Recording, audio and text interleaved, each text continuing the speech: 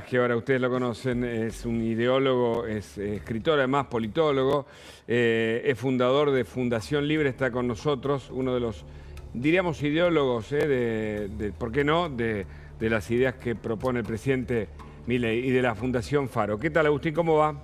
Bienvenido. ¿Qué tal, Hugo? ¿Cómo estás? Gracias por el llamado. Al contrario, ¿qué ves en este horizonte de cierre de año y de comienzo de la segunda mitad del gobierno de Milei? Bueno, estamos viendo que sin ser un político profesional, más aún habiendo sido un outsider antipolítica, Javier Milei se ha convertido en el único líder político que existe verdaderamente en Argentina.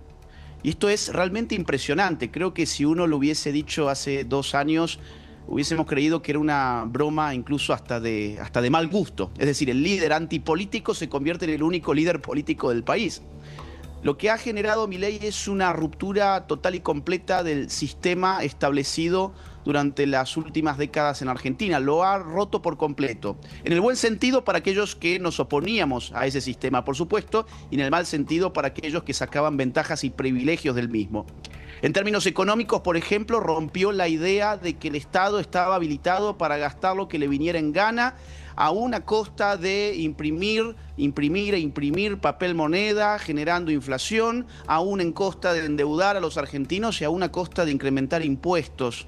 En términos políticos, rompió el sistema de partidos. Fíjate, si lo ves de cerca, el peronismo se convirtió en un partido provincial, nada menos que el peronismo.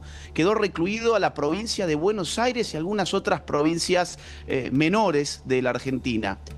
La Unión Cívica Radical, otra fuerza histórica de la República Argentina, ha desaparecido prácticamente por completo. Y el PRO, que fue la gran fuerza que inspiraba cambio en este siglo, quedó reducida a la ciudad de Buenos Aires sobre todo y un poco Entre Ríos, aun cuando es aliado en muchos casos de la Libertad Avanza. Así que económicamente, políticamente, la ruptura ha sido total y completa, incluso desde el punto de vista comunicacional, Hugo. La lógica comunicacional de la política vivió un antes y un después con Javier Milei. La idea de que la campaña política se hacía a través de medios de comunicación tradicionales y a través de una militancia que comunicaba al líder político con las masas en el terreno, ya no es tan así. Hoy las redes sociales, que fueron las que catapultaron a Javier Milei a la política, son, digamos así, el as bajo la manga que cualquier político en el país tiene que tener y que la oposición todavía no termina de entender. Y en términos culturales, por último, la cultura del estatismo, la cultura del Estado presente ha sido rota también en favor de la cultura libertaria, en una cultura de derechas, si lo querés así, basada en la libertad individual, la responsabilidad, el trabajo duro y el ahorro, que sobre todo ha calado hondo en la juventud, tal como lo acabamos de constatar en un estudio que llevamos adelante con la Fundación Faro para cerrar este año, y nos asombramos con los resultados que mostraban que la juventud en Argentina sobre todo es el grupo que ha girado fuertemente hacia la derecha. Con lo cual, para resumir, Hugo, lo que representan estos 2 años de Javier Milei es una ruptura total y completa con el sistema decadente que nos llevó a una crisis interminable durante las últimas décadas. ¿Por qué para ustedes o dónde encuentran, ¿no?, esa respuesta? ¿Por qué los jóvenes son los que terminan, sobre todo o mayoritariamente, tal vez comulgando más con las ideas que propone Javier Milei? Mira, es buenísima tu inquietud, Agus. Nosotros lo vemos a través de gráficos y encontramos que la ruptura se da en el año 2020 sobre todo. Ahí pasan varias cosas. En primer lugar, una pandemia. ¿Qué tiene que ver la pandemia con girar hacia la derecha? Bueno, que la pandemia nos empujó a la lógica de las redes sociales.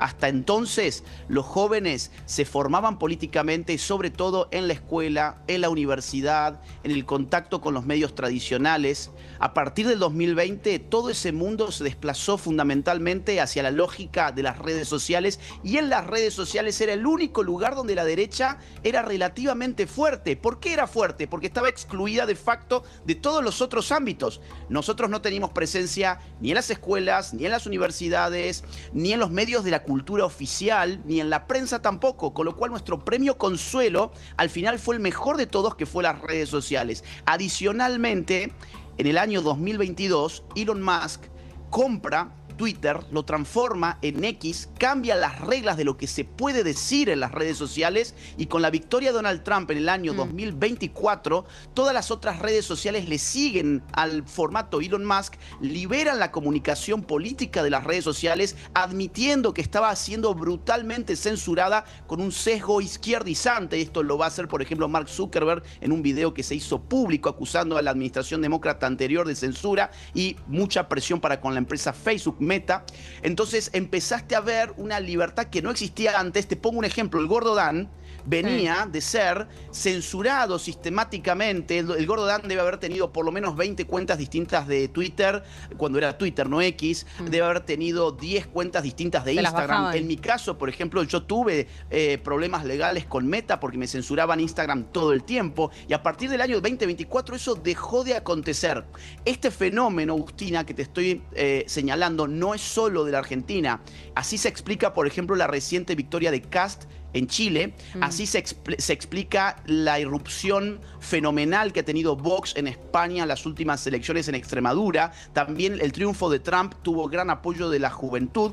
Ni hablar, por ejemplo, el de otros políticos como los bolivianos cuando vieron con paz a la cabeza un cambio de régimen en el mes de octubre. Entonces esto está pasando en todas partes. Yo te diría, lo principal acá, Agustina, es que las redes sociales, que fueron siempre la trinchera de las derechas, de un día para otro se convirtieron en la piedra de toque del poder político. Y es interesante, Agustín, porque lo que pasa desde los 60, 70 hasta entrado este siglo, ¿no?, que era la atmósfera de izquierda, el progresismo de izquierda, de repente cambia por un montón de razones, incluso a nivel regional, con los gobiernos que se eligen últimamente, pero también con una lógica de comunicación disruptiva, y tal vez con este escenario donde aparecen, por ejemplo, algunos personajes como Pitu Salvatierra.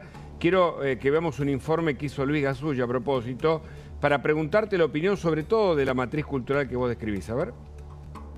Estamos muy contentos, nos llena de orgullo que haya un compañero de una villa, el Ciego Oculta, que va a entrar a la legislatura y que va a defender los intereses de los más de 300.000 villeros que tiene la ciudad de Buenos Aires. Sí, por supuesto que tengo una responsabilidad por el sector del que provengo, que es una villa de emergencia. Soy un villero, por primera vez en la historia de la legislatura de la ciudad de Buenos Aires va a haber un habitante de una villa sentado en una banca. Hemos construido 4 comedores, 8 cooperativas, que nos está costando un montón sostenerlas, que damos el alma, la vida, la sangre que tenemos para que esas cooperativas sigan vivas, porque si fuera por este modelo económico ya las tendríamos que haber cerrado.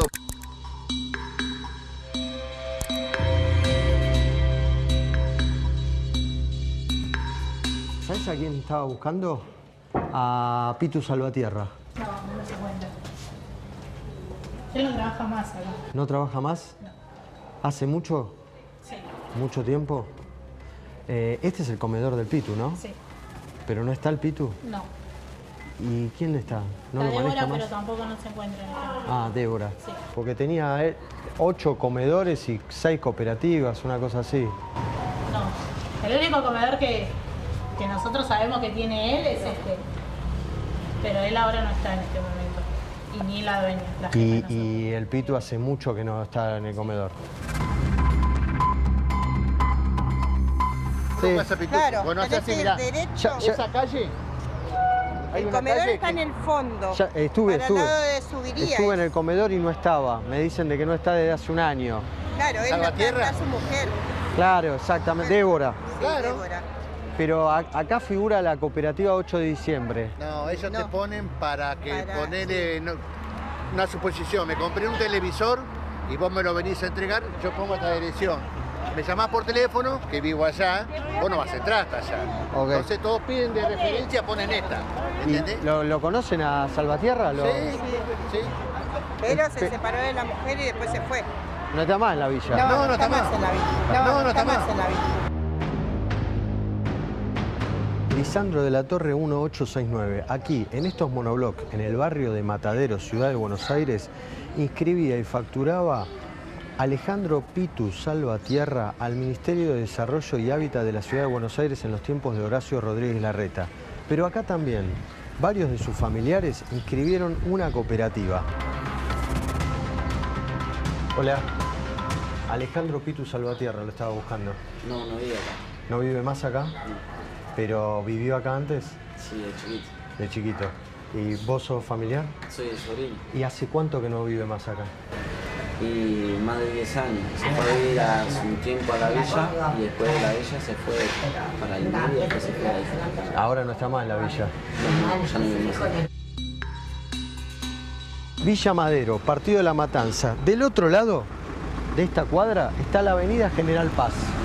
Esto es provincia de Buenos Aires. Sin embargo, el legislador electo por la ciudad de Buenos Aires, Alejandro Pitu Salvatierra, se mudó meses atrás a Villa Madero, en este chalet impresionante con pileta, con varios ambientes, ubicado a metros de la avenida General Paz. ¿Sabes que estaba buscando al Pitu Salvatierra? Mirá, yo trabajo acá, pero él no vive acá. ¿No vive acá? ¿Lo conoces? No, o sea, lo conozco tipo de verlo en la tele, pero no lo conozco así en persona. Pero vos me decís que no estuvo nunca acá en esta casa. Si estuvo acá o no, no sé. Yo te digo que estuvo. ¿No vive, no alquila acá?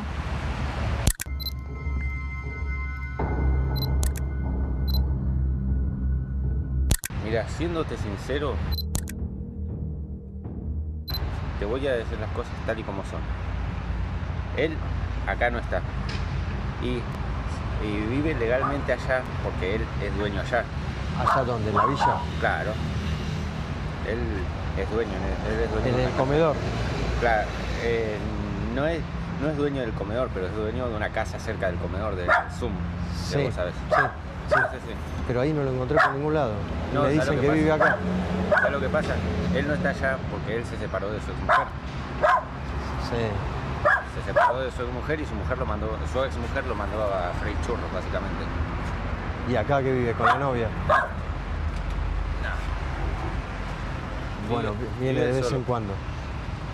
Lo tengo al Pitu acá sentado, habla desde un sector más popular, nosotros somos más clase media, tampoco llegamos a fin de mes. Hijo de mí. ¿En serio? No, estamos cagando de hambre. Flaco, 3 días llovió, 3 días seguidos en esta ciudad llovió, no se podía caminar en el sur de la ciudad de Buenos Aires. Agustín, ¿qué ves ahí en este informe? Bueno, veo a los típicos empresarios de la pobreza. No nos olvidemos que el modelo político que defiende esta gente nos llevó a un país con 57% de pobres. Cuando levantamos la alfombra y vimos lo que realmente había detrás de todo el humo kirchnerista. 57% de pobres, es decir, ellos amaban tanto a los pobres que los multiplicaban. Y la gran pregunta es ¿por qué les conviene que haya pobres? Fundamentalmente por 2 motivos.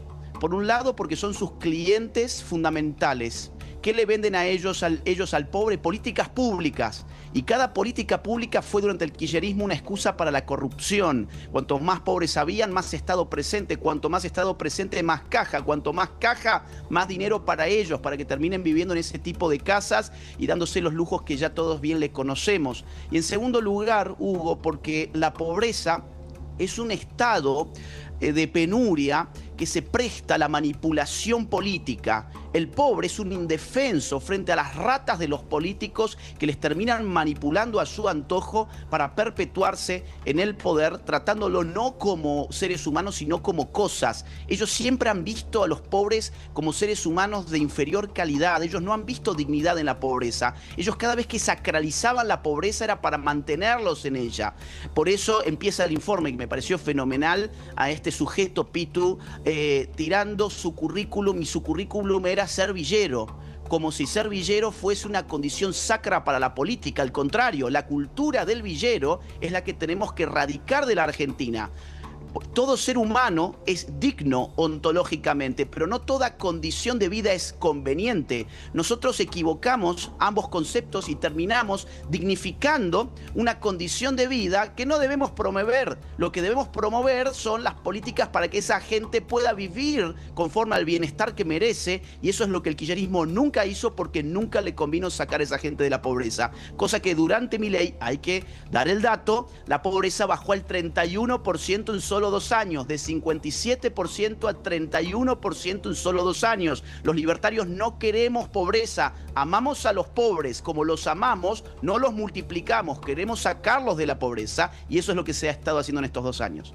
En ese sentido, en términos políticos, ¿cómo ves el futuro, ¿no? O el 2026 en términos políticos para el gobierno? Y también cómo analizás lo que ocurrió en los últimos días, que no es un dato menor. Se votó el presupuesto, se le dio sanción definitiva y por primera vez desde que llegó al poder, La Libertad Avanza logró, a pesar de no tener una mayoría o la mayoría propia, logró construir una mayoría en el Senado, que era hasta ahora la cámara más adversa para La Libertad Avanza.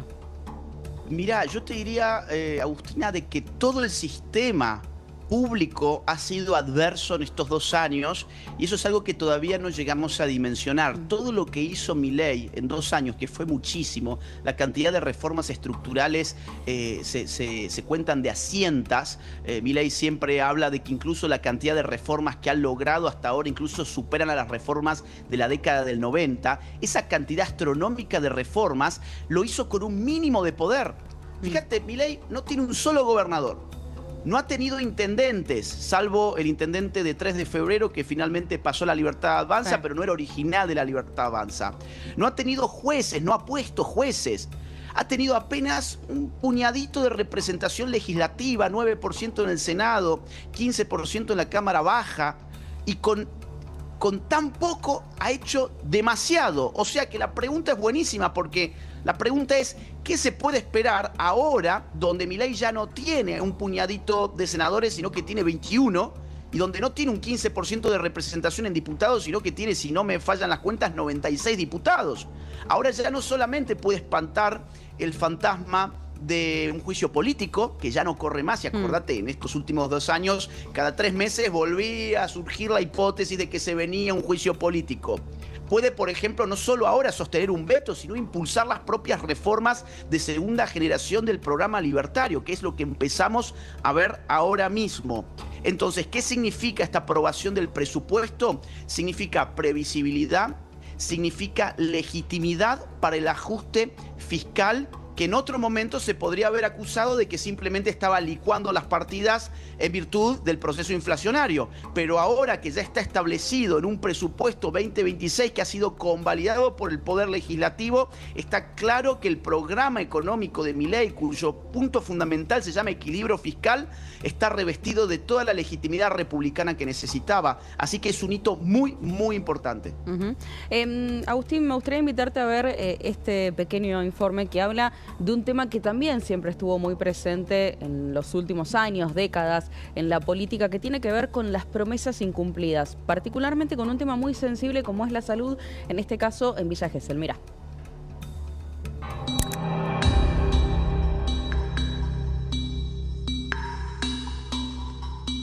Lo que ves detrás mío es el Hospital Subzonal de Villa Gesell. Aquí, en octubre del 2018, se anunció un mega hospital público que dependía del municipio de Villa Gesell. 7 años después, así está. Supuestamente la construcción iba a durar 2 años. Fíjate lo inmenso que es este lugar. Este hospital iba a atender la salud pública de los geselinos. Está abandonado, las vigas quedaron descubiertas, los pozos prácticamente ciegos son un peligro. Acá se puede meter cualquiera y cualquiera también puede encontrar la muerte. Clarisa, ¿cómo es la historia de este hospital que está abandonado? Este hospital se anuncia previo a una campaña electoral en octubre del 2018, una obra que planificaban terminarla en 2 años, imposible con recursos municipales. Hemos aportado a todos los vecinos para que esta obra avance, pero esta obra ha avanzado durante las últimas elecciones en un pequeño tramo previo a la elección. Son recursos realmente muy importantes que la provincia tiene que poner mientras el gobierno nacional aplica el ajuste sobre todas las provincias argentinas. Ustedes ya me conocen, anuncio cuando tenemos las cosas en concreto. Que avanzamos también en trabajar en conjunto para tener el nuevo hospital provincial subzonal de agudos, Carlos Gesell. Bien modelo kirchnerista, donde las obras no se terminan, donde no se termina nada y un intendente que ha basado su gestión siempre en mentiras. Cuando anuncian la última licitación, en el momento que anunciaban la licitación teníamos la terapia intensiva del hospital cerrado por falta de insumos. Un intendente que amplió la planta política, sigue generando secretarías, direcciones, cuando en todo el país se achica. Cuando todos los argentinos estamos haciendo un esfuerzo enorme para sacar el país adelante, este intendente aumenta el gasto político a costa de presionar al comerciante, al vecino. Vos ten en cuenta que nuestra tasa va a aumentar casi el doble de lo que estamos pagando. Intendente, ¿qué pasa con las tasas municipales? Ya, se mandó el proyecto que está en el Consejo Deliberante con un incremento en las tasas municipales de un 40%, y la verdad que venimos de un año muy complicado donde el gobierno nacional no aporta los recursos que tiene que aportar a la provincia de Buenos Aires, y eso tampoco llega a la municipalidad. El impuesto que generaron ahora de ingresos brutos del 5% termina liquidándote, o sea, es como un socio encubierto que tenés adentro de tu propio negocio. En el tema seguridad, en este local tuvimos durante 45 días 4 robos ya. ¿4 robos? 4 robos en 45, en Villa Gesell, de los cuales la seguridad no funcionaba. No tienen combustible, no tienen personal, de noche no trabaja casi todo el mundo. Nosotros tuvimos que terminar, como ese impuesto, viste que estamos hablando, poniendo persianas en todo el local, cuando Gesell no vivía de esa forma. Hoy nosotros bajamos a la noche una persiana, eso nos significó poner arriba de los 6 millones de pesos, más los vidrios, más lo que nos robaron. Todas esas son las cosas que te terminan matando como privado. No es así, es mentira lo que dicen. Obviamente que hay inseguridad, como lo hay en todos lados, y que hay delito también, hay delito. Pero nosotros aquí tenemos un gran equipo, una gran secretaría que coordina con la policía de la provincia, donde se redujo la planta política, se congelaron los salarios de los funcionarios políticos, y bueno, esto aún así no alcanza para equilibrar las cuentas municipales, porque tenemos una fuerte demanda en salud que creció un 30%. En este año. A pesar del mega impuestazo en las distintas áreas del presupuesto del 2026 que repercute en los comerciantes de Villa Gesell, la propuesta de salud pública quedó así, abandonada. Este es el hospital subzonal de Villa Gesell. Hace 5 años se tendría que haber inaugurado. ¿Qué pasó con ese hospital? Bueno, pronto lo vamos a construir. Una decisión que tomó la municipalidad en su momento y que ahora ya lo licitó la provincia, así que si querés venir... ¿En cuánto cree que va a estar terminado? El plazo son 2 años y se va a empezar a construir seguramente ya el año que viene. O sea, en el 2027 ese hospital estaría terminado. Una primera etapa, son 7.000 metros y esta primera etapa son 2.000 y pico de metros. Agustín, queríamos... Promesas incumplidas, claro, ¿no? Decíamos, y con un tema muy sensible, porque la verdad es que es un hospital que la gente necesitaba, claro, que lo pedían y que nunca se hizo. Claro, mostrarte el ejemplo de una persona y de una obra, ¿no? Como una síntesis de lo que estamos conversando, de algún modo. Mira, fíjate que no les importa la gente, a ellos la gente no les importa realmente, por eso simulan que les interesa el hospital solo cuando hay periodo electoral, pasa ese periodo y ya no les hace falta que la gente los considere porque ya pasó el momento de abrir las urnas. Entonces detienen todo y ¿qué hacen a continuación? Le echan la culpa a que el gobierno nacional no les envía más partidas. Pero cuando decimos que el gobierno nacional tendría que enviarle más dinero a la provincia de Buenos Aires, tenemos que entender que lo que están pidiendo es que la gente pague más impuestos para enviarle a la provincia de Buenos Aires. Y eso es inviable en la Argentina del año 2025, eso se podía hacer en todo caso cuando gobernaba el kirchnerismo, que te metían impuestos directos o te metían impuesto inflacionario, que es un tipo de impuesto encubierto. Eso ya no va más. Las provincias, Hugo y Agustina, tienen que hacer su propio ajuste. Cuando uno lo ve esto en números es impactante.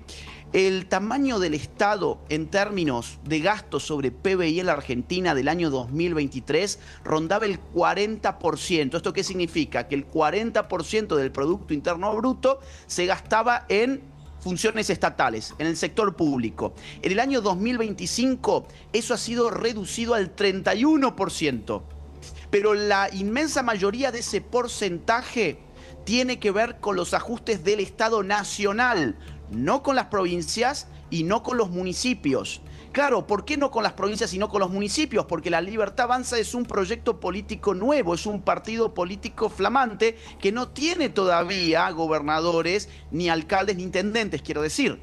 Entonces, cuando llegue el momento de poder hacerse de los poderes provinciales y municipales, el ajuste tiene que seguir el programa de la Nación para que todo este ciclo virtuoso de ajuste vea por fin sus máximas luces. Ya hemos visto algunas. Ustedes fíjense lo que pasó, por ejemplo, con la inflación, que siempre hay que repetirlo. Veníamos de una inflación que rondaba el 210% anual, reduciendo el gasto público, equilibrando las cuentas. La inflación va a cerrar este año en torno al 30%. Sigue siendo muchísimo, pero es mucho menos de ese 210% que hizo de la Argentina un verdadero infierno inflacionario. La pobreza, recién lo mencionábamos, 57% cuando asumió Milei. Ahora 31,6%. El desempleo está bajando también. El riesgo país está en 580 puntos versus 2.300 que llegamos a tener en el año 2023. Se está desendeudando la Argentina. Hay 40.000 millones de dólares menos de deuda pública neta. Entonces las cosas se están haciendo bien porque el Estado Nacional encontró una política fiscal que servía. Cuando esta gente te pide que le mandes más dinero, en realidad están yendo a contramano de lo que hay que hacer, que es ajustar las cuentas públicas de los estados provinciales. Agustín, cuando desde la oposición, sobre todo, agitan las banderas de que la derecha es insensible, que ustedes son duros y que no contemplan cuestiones sociales, ¿qué le respondes? Mirá, me gustaría con la Fundación Faro próximamente hacer un estudio en Argentina, imitando uno que se hizo en Estados Unidos. Se hizo un gran estudio en Estados Unidos donde midieron la solidaridad de las personas, comparando entre la solidaridad declamativa, es decir, cuando uno expresa solidaridad simplemente con palabras, y la solidaridad puesta en práctica, es decir, con actos concretos. Y lo que encontraron en Estados Unidos es que las personas de derechas eran mucho más solidarias en términos prácticos y mucho menos solidarias en términos verbales. Y al revés, las izquierdas eran mucho más solidarias en términos del discurso público, pero cuando había que ir a la práctica concreta, la izquierda o los individuos de izquierdas no eran solidarios en absoluto. Esta lógica se traslada a las fuerzas políticas. Sí, por supuesto, el kirchnerismo siempre ha tenido un discurso en favor de los pobres, pero otra vez, un discurso culturalmente muy peligroso, que era el de la sacralización de la pobreza. Era la idea de que en la pobreza había virtud moral.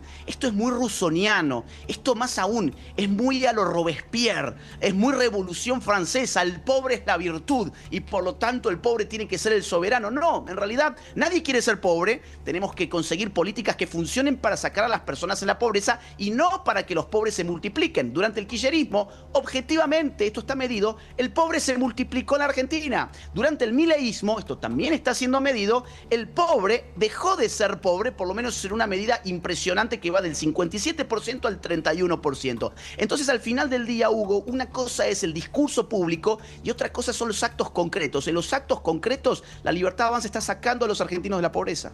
Recién mencionabas el tema de los gobernadores, ¿no? Y ahí me gustaría consultarte qué ves particularmente para este 2026, porque si bien es verdad que en algún momento había un vínculo, no sé, más complicado, hoy hay otro diálogo. Allí obviamente fue importante también Diego Santilli, que se reunió con cada uno de ellos. Eso tal vez se pueda llegar a traducir en el Congreso. ¿Qué estás viendo en ese sentido del vínculo entre el gobierno nacional y cada uno de los gobernadores? Mirá, yo te sumo una variable que no es menor, que es la propia incorporación de Milei en la batalla política. Lo que dijiste sobre Santilli es muy preciso. Es una persona con mucha experiencia política que está haciendo un gran trabajo y va a hacer un gran trabajo en lo que viene, pero yo le sumaría el factor Milei. A Milei no le gustaba considerarse como parte de la batalla política. Él siempre decía, lo que más me gusta hacer es batalla cultural, pero donde yo estoy sobre todo liderando es la batalla por la gestión. Y la batalla política quedaba para Karina Milei, para Martín Menem, para la gente que estaba haciendo la lucha política, por ejemplo, en diputados, en el Senado, etc. Bueno, cuando pasó lo que pasó en septiembre, Milei entiende que él tiene como líder político, insisto, el único líder político que hoy existe en la Argentina, no podía no hacer política. Entonces, todos esos destratos que acusaban los gobernadores en los últimos 2 años, donde se ofendían porque no tenían reuniones directas con Milei, o porque Milei iba a sus provincias y no pasaba a reunirse con ellos. Bueno, cosas que vimos y que las podemos juzgar de distintas formas. Eso yo creo que ha quedado ya en el pasado porque Milei empieza a entender que si bien él es un outsider político, hoy al mismo tiempo tiene que convivir con el hecho de que es el único líder político en el país y va a tener que ponerse los pantalones de líder político y ya se los ha puesto. En octubre mostró que se podía, digamos, poner la política también al hombro. Bien, clarísimo. Agustín, interesantísimo, como siempre, conversar con vos. Te agradecemos mucho. Gracias. Gracias a ustedes. Bueno, feliz año. Feliz Espero año. que tengan un grandioso 2026. Igual un abrazo, saludos. Muchas gracias. Muchas gracias. Un abrazo. Y seguimos repasando, Repasemos. algunos de los informes que nos ha dejado este año 2025. Un resumen de la Argentina. Un resumen de la Argentina que duele y que duele. molesta bastante. En este caso, repasamos lo que registramos hace muy poquito nada más en La Matanza. Es la matanza que duele y también la matanza del sálvese quien pueda. Lo que vas a ver ahora es, ¿te querés subir a un colectivo? Bueno, complicado, porque ya lo vas a ver. Basurales ilegales de todo en esta matanza del sálvese quien pueda.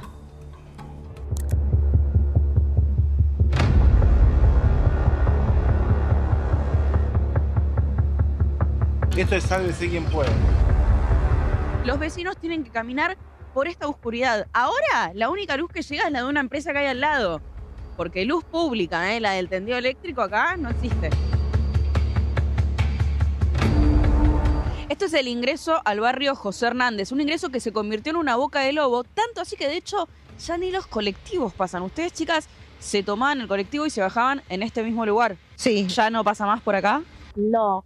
Esta era una parada de la línea 28 de Dota y hace más de 5 años, o más capaz, que no pasa. La inseguridad, la luz, no tenemos luz. En todo acá, General Aquino, pusieron estos postes de luz que se ve acá, que nunca llegaron a terminar de ponerlo. No pusieron cables, pusieron solamente los palos estos. Pará, ¿estos postes son de fachada? Sí. O sea, quedó solo el poste, pero nunca tuvieron foco ni cable. Nunca foco ni cable, no hay luz.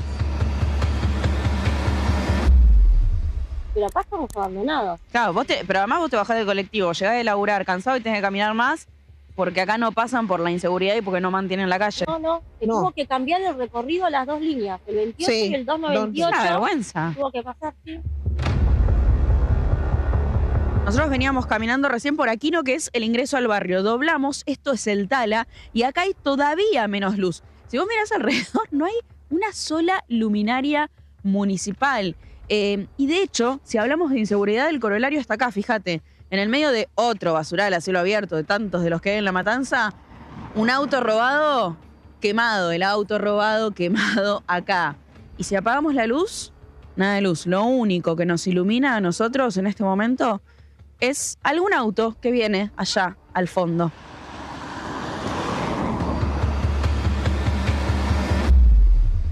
Los postes están en esas condiciones, como podés ver, podés observar. ¿Qué le pasó a este? Este es insólito. O sea, este no tiene, ahí ves que está el palo completamente doblado y en la punta no está el foco, se lo robaron. Exacto, en todo el tramo de esta avenida, hasta la mitad pusieron luces. La otra mitad no hubo más luces. Evidentemente el municipio no tuvo más presupuesto.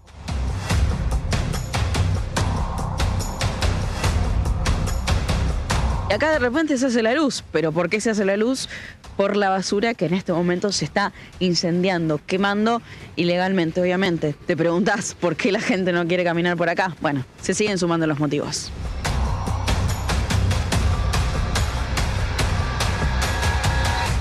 ¿Hasta dónde tienen que caminar ahora para tomarse el colectivo en la nueva parada?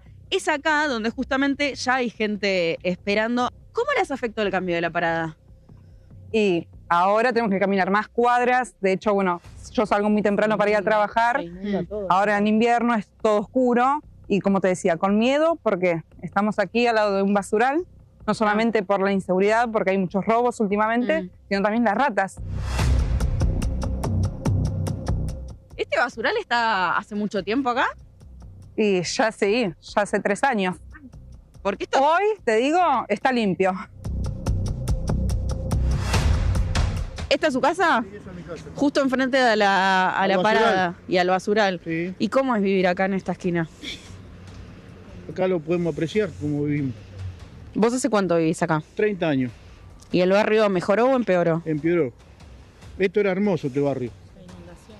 Hoy en día no podés decir invitar a alguien o qué sé yo porque no quieren entrar. Directamente dicen, ¿dónde serio? viven? Exactamente.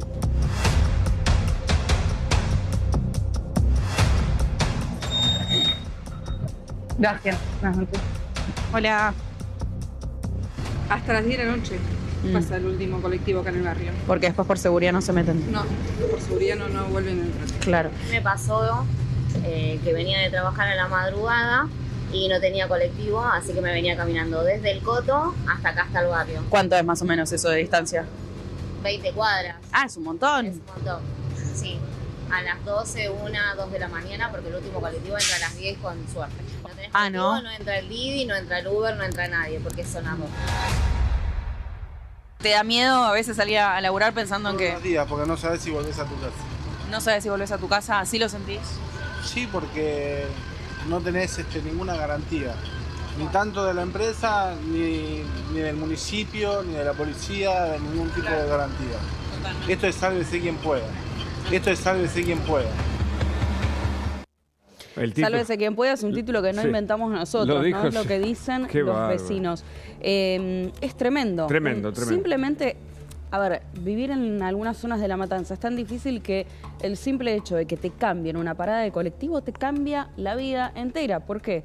Porque claro, ahora tienen que caminar un montón en una zona que es muy, muy peligrosa, lo mostrábamos allí recién, y lo que tienen que elegir es, bueno, camino pero me matan, o camino muchísimo más y bueno, pierdo más tiempo de mi vida. Claro, o sea, claro. te cambia la calidad de vida. Sálvese quien pueda, realmente, lo dicen ellos. Es una síntesis de este 2025, un informe de Agustina Girón.